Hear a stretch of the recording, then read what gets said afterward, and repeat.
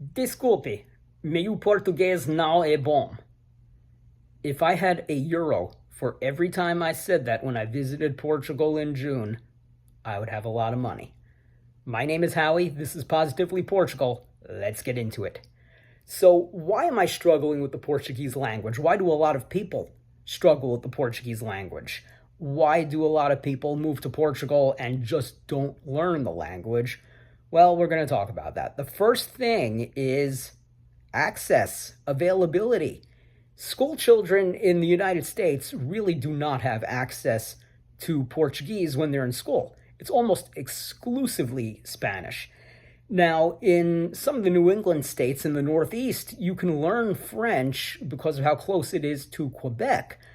But if you're looking for something other than Spanish or French in the United States, and really for the most part Spanish, you're going to be looking for a very long time. It's just not there.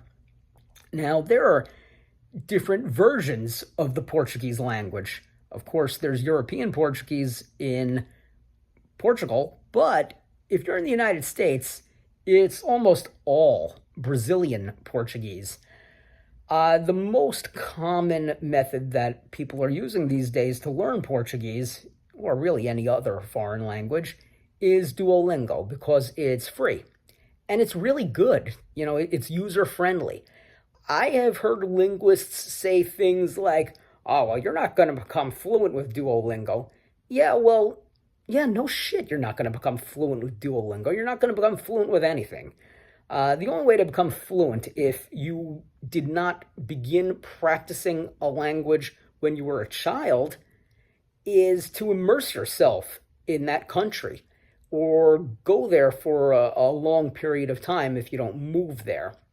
So I always laugh when I hear these so-called linguists bash Duolingo. None of these apps are supposed to make you fluent. It's only going to build your foundation. Now, I had studied Spanish when I was in school, so when I began using Duolingo, it was Spanish at first, and I really built up my foundation. I consider myself to be an intermediate Spanish speaker. I can, without question, read it. I can write it, and I speak it well enough. The only thing that hurts me is my sense of hearing is not as strong as other people's. So it's not that, I don't really understand it. Just, it takes me a little longer to piece other people's sentences together. So then when I moved on to Portuguese, yeah, I started building my foundation, but it's not as strong of a foundation as my Spanish. I consider myself to be a beginner level Portuguese speaker. However, that's for Brazilian Portuguese. Now, when I was in Portugal in June, I was told, hey, you sound like you're from Brazil when I spoke Portuguese. So I'm learning that with different versions of the language, there are different pronunciations. In Portugal, bom dia, good morning, would be bom dia.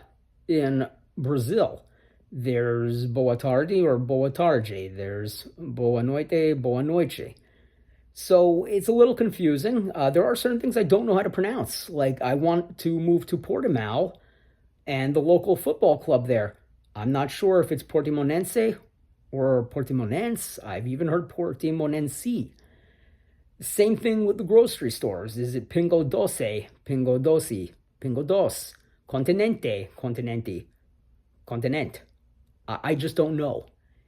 And I hate to say it, but I always default to the Spanish way of saying things, which would be Pingo Doce or Continente. Whether that's right or wrong, I don't know. And look, if I'm wrong, I feel bad about it. I know that the last thing Portuguese people want their language to be associated with is the Spanish language because, look, they're two very different languages. So you also have other Portuguese-speaking countries. There are 3 in Africa, Angola, Mozambique, and Cape Verde. There's even one in Asia, Macau. I'll be honest, I don't know the first thing about those versions of the Portuguese language. If there are any differences, I'm sure that there are, but if there are, that's something that I'm going to have to learn about in Portugal, because you certainly do not have a single shred of access to the Portuguese versions pardon me, the African and the Asian versions of Portuguese. I'm just tripping all over my words today in any language.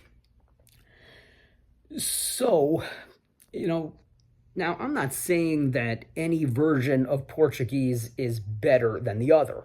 What I am saying is that the differences between European Portuguese and Brazilian Portuguese are greater than the differences between American and British English.